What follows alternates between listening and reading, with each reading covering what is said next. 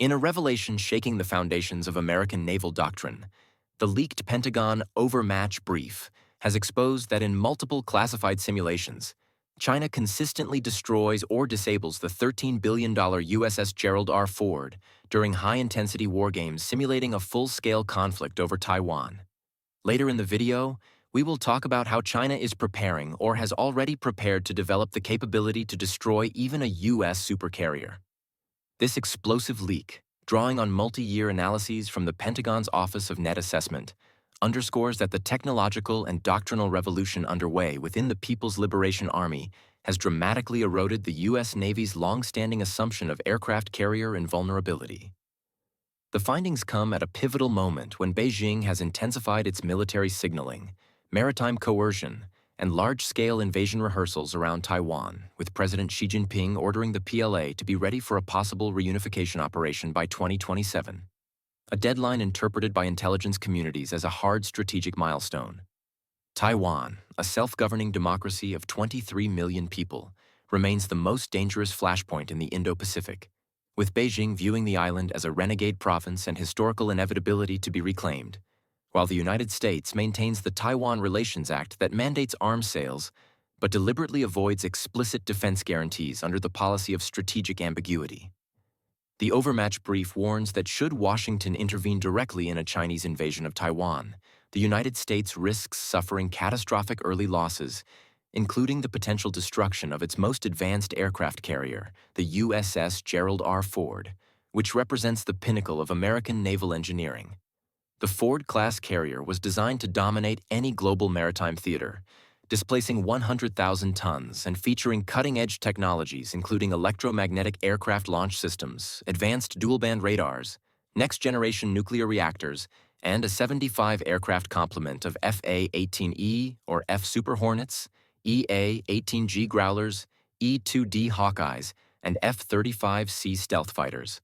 Yet the leaked simulations show the Ford succumbing shockingly early in every scenario due to China's maturing anti-access area denial system, which is engineered specifically to neutralize U.S. naval assets long before they reach the Taiwan Strait. The brief further reveals that China's long-range reconnaissance strike complex, integrating satellite constellations, over-the-horizon radar, and AI-driven targeting nodes, allows the PLA to track and prioritize U.S. carrier movements with unprecedented accuracy. Geography plays the most important role in any war. If you look at the map, Taiwan is not far from China. The distance is only around 100 miles. And Taiwan itself is an island and a much smaller country compared to China.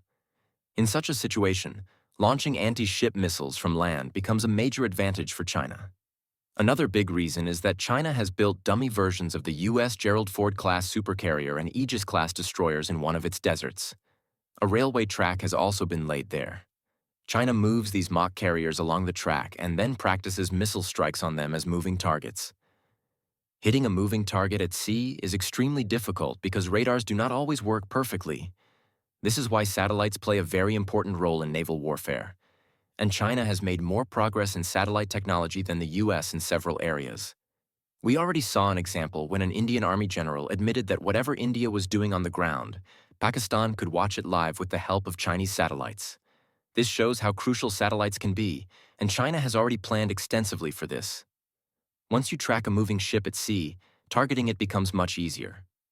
After locating a carrier or destroyer, using swarm drones to attack it makes the ship almost impossible to save. Ukraine is already using the same technique to successfully target and destroy Russian warships. Similarly, Yemen's Houthi missiles have also demonstrated this capability. A Houthi missile was extremely close to hitting a U.S. carrier. The carrier survived only because it turned sharply at the last moment. But when the ship turned, an F-18 parked on the deck fell into the sea and was lost. If Houthi missiles can reach a U.S. carrier, then imagine what China could do. Anyway, this was an analysis. Real war can be totally different, and anything can happen in actual combat. The Indo-Pacific is transforming into a theater where survivability, dispersion, autonomy, and rapid reconstitution outweigh raw platform size. If the U.S. fails to accelerate innovation and expand its industrial base, China's accelerating operational tempo and technological maturity could cement a lasting regional military advantage. That's all for today's update. Please subscribe and like this video.